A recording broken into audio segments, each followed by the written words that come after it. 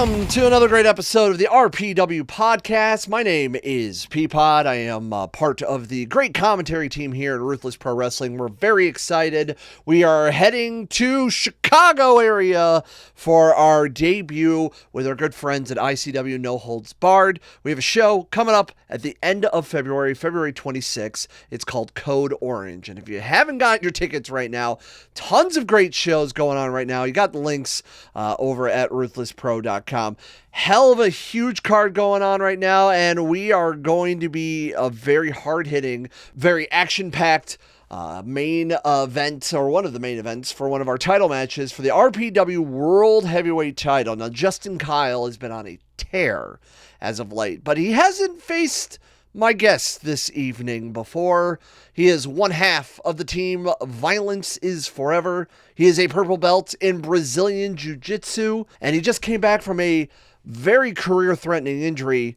My guest at this time is Mr. Dominic Garrini. Dom, thank you so much for taking some time out and talking with me. No problem, Peapod. Thanks for having me on, man. Of course. Before we get into Chicago and like a little bit of your background, for those who may or may not be familiar with some of your work, I do want to touch upon just a little bit of this. You came back from a very bad injury in the middle of 21, and I believe you came back and came back in some of the other Ohio territories, for lack of a better term, towards the end of 21 into 2022 now. Can you touch a little bit upon it? What went through everything? What happened? How did you recover? I'll just kind of touch a little bit upon that. Yeah. So I obviously had a pretty full booking schedule last year. And around May, something in my body just didn't feel right. I like to fancy myself the tough guy. But even I know when something's wrong. So I didn't like how something felt in my body. I went to the doctors to go get it looked at. They kind of put me on ice for a while until I was able to go see a neurologist. It was a head neck neurological thing. So honestly, about late August, early September, I legitimately probably thought I was on ice for so long that it was probably going to be it for me. I had really started to kind of shift my focus on becoming a producer, timing out shows, producing shows, mainly with AIW, but I had other offers. Like I did one for RPW a little later in the year. I did one for OWA and Paradigm Pro. I did some production work for MLW when they had one of their tapings. So I was really kind of looking at myself as, how am I going to maybe transition out of active wrestling, which is something that I told a friend of mine. I told her, I said, you never really understand how much wrestling means to you until you probably think, or until you think you're done. And at that point I did. So at some point in all this, the Suzuki match comes along, and Eric from Time Bomb contacts me and says, hey, I know you're going through some shit right now, but I have a chance to book Suzuki, and I'm not going to book him against anybody else but you. You let me know if you want to do it. So to me, in my head, I said, if I'm going to go out, I'm going to go out, wrestling one of my idols. So I agreed to the Suzuki match. What a lot of people don't know is the week before the Suzuki match, I was actually cleared to compete. So I was able to come back. But to me, like, AIW trained me. AIW is my home, and AIW is the place that kind of kept me sane while my injury was going on. So I wanted my formal comeback to be for them, and I wanted it to be a big surprise. I wanted all the fans who thought that I was going to retire to kind of be surprised. So that's kind of why I kept myself on ice about a month extra. Now, another big thing that happened during all this is when I was going through all my testing and everything, I was actually not allowed to work out whatsoever. No jiu-jitsu, no pro wrestling, no lifting weights, no cardio, nothing. So a big adjustment for me has been getting back into shape. What did you do during that time of like trying to get back into shape? Was it like yoga? Was it like any kind of like physical therapy? Was it, like I said, until that clearance for the Suzuki match, I was really not cleared for anything. Truthfully, I jumped the gun on my doctors before they cleared me. When I accepted the Suzuki match, I had about a month to prepare.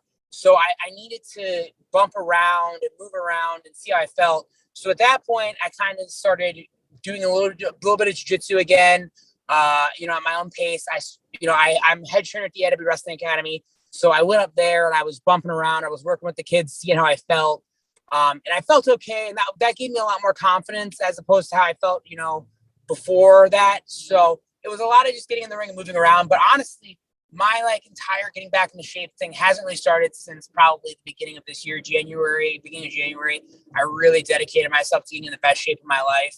And I think that'll show on the 26th and, everything I've got coming up soon here. It's going to be very fun, very interesting. And also big old shout out to AIW. It's such one of those, indie promotions that doesn't get enough love. And for the Ohio area, has launched a lot of Ohio stars and just stars in general. If you remember Boiling Point 2 back in November for our show, little lifting up the current a little bit. Dom actually helped produce that a little bit and helped start, time things out for us, and it did a tremendous job doing so. But not only that, but one of the teams was a part of that. So, we really, you guys are doing some great stuff out there in Ohio, in the Cleveland, Northeast Ohio regions. So we're very excited. But coming up, obviously, in Chicago, February 26th, you're facing a man who's had, football experience, had MMA experience, but you yourself are, as the Bone Collector, as you like to be called, is a triple threat of jiu-jitsu, of MMA, of pro wrestling, and all of these, different styles all come together. Incorporating these different martial arts styles and everything into your wrestling. What began that journey and taking on somebody like kind of a hybrid wrestler like Justin Kyle? How did this all kind of, take these bits and pieces together to put out your wrestling style? Yeah, that's a great question. So one of the big things was, when I made the decision to transfer over to pro wrestling from competitive jiu-jitsu, I did so because I honestly felt that while I was very good at competitive jiu-jitsu, there was always going to be a guy better than me. Always going to be some kid coming out of a favela in Brazil that, was just more God-given talented than me. But I knew I was athletic enough, and I knew that I'm such a student of the game that I had something to give somewhere, and I had to find where that was after I decided to kind of stop competing in jiu-jitsu. And it kind of all came to pro wrestling. And I give a lot of credit to my trainers, Johnny Garrini and Candice LeRae. They were very active, and kind of helping mold my style, telling me of how to really mold things and kind of craft around the jiu-jitsu and the pro wrestling. Candice was always very helpful in terms of telling me like, hey, like you're kind of blessed because you can do stuff really rugged and doesn't have to be pretty, and people are going to understand it. They're going to like that. And that was some of the best advice she ever gave me. As well, I had two very good wrestling heads to kind of coincide with that, and Chandler Biggins and John Thorne, who were the owners of AIW when I started, before Chandler, tragically passed. They were always very active in trying to keep my mind going, and always mention bringing in martial arts. And then there was one other big thing that happened for me around the time I broke in 2015. There was a group involved at the time called Catchpoint. It included Tracy Williams and Drew Gulak at the start. They ended up introducing guys like Fred Yehi and Matt Riddle in, and Johnny at the time was working for Evolve. So I had a lot of chance to talk with Drew and Tracy and Riddle even at that time. And Riddle was the creme de la creme in 2015 of this guy who was just coming off the All-Time Fighter in the UFC, and he's transitioning to pro wrestling. So I was able to kind of come and see what he was doing and not copy what he was doing because I had to do my own unique thing. But Matt gave me a lot of really good advice on how to, be a jiu-jitsu guy coming into pro wrestling. And I actually imparted some of that advice on to Justin Kyle that not many people know. Back in 2018, I was teaching a class out in Indiana for a friend of mine, and Justin Kyle was actually in the class, and he mentioned his kind of experience, and him and I kind of, went back and forth, and I kind of told him, the ways, to make that work for him. And, it took Justin a little bit of time, but Justin, as you kind of said, is really coming to his own. Justin has a lot of really good experience, multiple, amateur MMA titles, grappling titles, really kind of an all-around scary guy for most people, but that's where it kind of lives and dies for him. Most of Justin Kyle's opponents are scared of Justin Kyle. I'm not. I've been across the ring from guys like Filthy Tom Lawler, multiple-time UFC, veteran. I've been across the ring from Matt Makowski, Bellator veteran, Elite XC veteran, quite possibly the coolest pro wrestler in the world right now. I've been across the ring from, Zack Sabre Jr., across from Minoru Suzuki. So to be honest with you, nothing in the ring really scares me. And that's really one of the big things that I think Justin is able to defeat his opponents is there's a certain level of intimidation. And I just don't feel that. Now, I think that it's going to be really interesting to see our styles clash as we're both very much, these hybrid wrestlers that have kind of really been created over the last, 4 or 5 years. And I love the idea of these, hybrid wrestlers and these almost crossover wrestlers that in the last few years, almost into a decade, that is happening. Obviously, you guys, you have like Shibata, you have Suzuki, you have these, Brock Lesnar, obviously, who's jumped from football to wrestling to MMA back to wrestling, things like that, and those big names. But, you have these hybrid, hard-hitting styles and, these crossovers that like wrestling's now like this hodgepodge of different styles. It's not just, the high flying. It's not just the death match. It's not just the hard striking. You can be all of it. And Justin Kyle, embodies that. You embody that, all of these styles together into this, and the next generation of wrestlers are these hybrid, mishmash, gumbo style, whatever metaphor you want to make of these wrestlers, coming in and making the product even more. So it's fascinating that like for once, like you are not intimidated by the champion, which Justin Kyle has he was defended against Hardway Heater. He's taken on Jay Christ. He's taken on Shane Mercer. He took on Akira. Unfortunately, his most recent match, which you can watch now on IWTV, Cold Blooded, with Hoodfoot Mo Atlas, ended in very questionable terms. So, it's very fascinating to see like almost a Justin Kyle,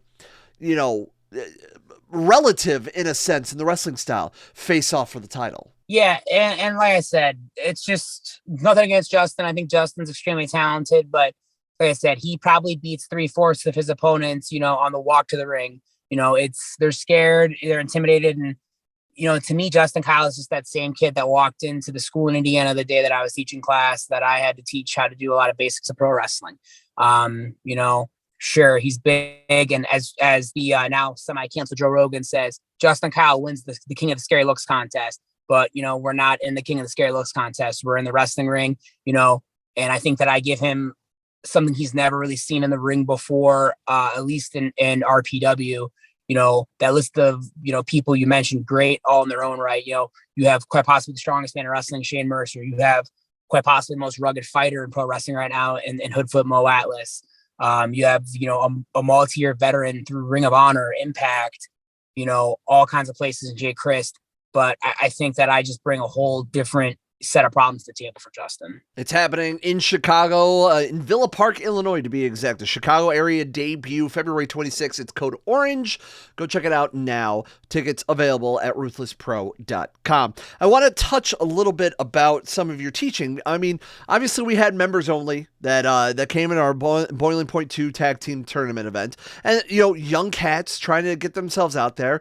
You yourself is a tag team specialist as well with, Kevin Koo, with Violence is Forever. We've had you guys as a tag team in one of our shows back last year in 21. What are some of the styles when you bring someone in, or maybe if someone, just a wrestler's traveling and wants to, hone up on certain skills, what are some of the things that you like to teach and showcase and everything, whether it's tag, whether it's, one-on-one, whether it's whatever, what are some of the things that you feel like you, as a teacher, performer, producer, whatever, you like to instill on a student of wherever they are in their career? Yeah, for sure. Like my footprint's kind of all over, recently in years. Like I trained the Bitcoin Boys, I trained Bulking Season, I trained Members Only. So those are all like kind of like 6 of the most recent graduates from the academy. We've had a couple of referees come out like Porter O'Shea. Realistically, the biggest thing that I want to teach, singles, tag wrestling, any of that stuff, is just I want wrestling to make sense. And I want to teach emotion. I tell the kids this every day at the school when I teach something. The moves don't mean anything. I could teach a monkey how to do cool moves, but what I can't teach a monkey is how to connect with a crowd, how to draw human emotion out of a crowd. And that's the biggest thing. Wrestling on its whole has never been about cool moves. It's never been about cool sequences. It's based on emotion. Most people don't remember the greatest wrestling match they ever watched for the wrist locks that happened in it. They remember pro wrestling for the moments and the emotion that it made them feel. Sorry to break it to everybody. The Rock versus Hulk Hogan from WrestleMania 18 is not a good technical wrestling match, but it is considered to be one of the greatest wrestling matches of all time because of how it made 70,000 people feel. You know, and that's just the way it is. You know, I'm a big fan of like New Japan, like never open weight style. I'm a big fan of King's Road style, you know, and even that though, most of the King's Road guys in All Japan had 5 moves and they were able to get 45 to 50 minutes out of 5 moves and human emotion. And that's really what I kind of try to instill. You know, Gargano taught me when I was of all the people to teach someone this because he does a million things, or everybody thinks he does a million things. You know, Johnny taught me and the rest of my class that pro wrestling is like when you're going to see your favorite band in concert. If I went and like, for example, one of my favorite bands is Nirvana. If I went and saw Nirvana and they didn't play my 5 favorite songs or the 5 songs they're known for, and they just played all brand new shit, I'd be pissed, right? Right. So that's how pro wrestling is. You know, fans are not paying to see Hulk Hogan not do the leg drop and the big boot and the U. They're paying to see those things. They want those things. And then if somewhere in the middle of that, Hulk Hogan throws in a vertical suplex, they're like, oh shit, that was awesome. And that's really the way I view pro wrestling. You know, the internet kind of killed the idea of like young wrestlers to think they need a million moves because everybody shit on John Cena and said, oh, the 5 moves of doom, the 5 moves of doom. I'm sorry to tell you, all your favorites did 5 moves. And it's just all matters on how you pattern it, where you put it, and how you get into those moves. And that's what I try to teach is like, let's get that core 5. Let's figure out a bunch of cool transitions, a bunch of cool setups, a bunch of ways to get the fans to care. And then they're going to forget that you only did 5 moves. And then once you throw in the 6th, the 7th, and you play them the new song, you could add that in the rotation, and that becomes regular. And then you can add something new in at that point. Every wrestler has a not only just like the quote unquote finisher, but every wrestler has those signature moves, those things that make them unique. So, you know, it breaks them from any other person. You can have the most flashiest entrance. You can have the most technical of styles. You can flip 1,000 times, but at the core of it all, if you have those moments in your match, in your character, in your wrestling that gets people sucked in and make them pay attention, because let's be honest, you know, the attention span of people are getting, you know, smaller and smaller each year, it seems. There's a great quote basketball where like Denslow is talking to I think Cooper, and he literally looks and he goes, attention spans are nanoseconds. And that was in like 1998 that movie came out, and it's 2022, and that is like tenfold now. It is. You have to have those moments, those staples of sorts to make sure you are engaged in everything.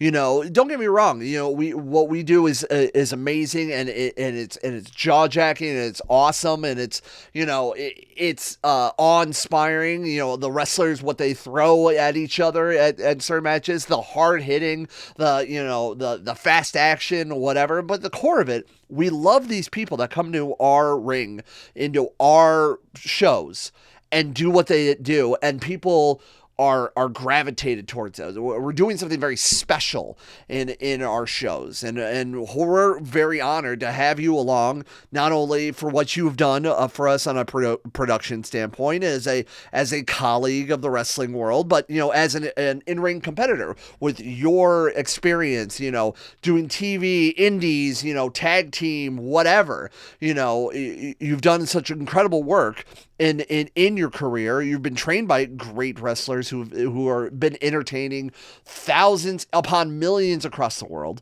You know, it's an amazing spot, and we're excited to bring this to the people of the Chicago area on February 26th for Code Orange. Yep, absolutely. I'm excited too.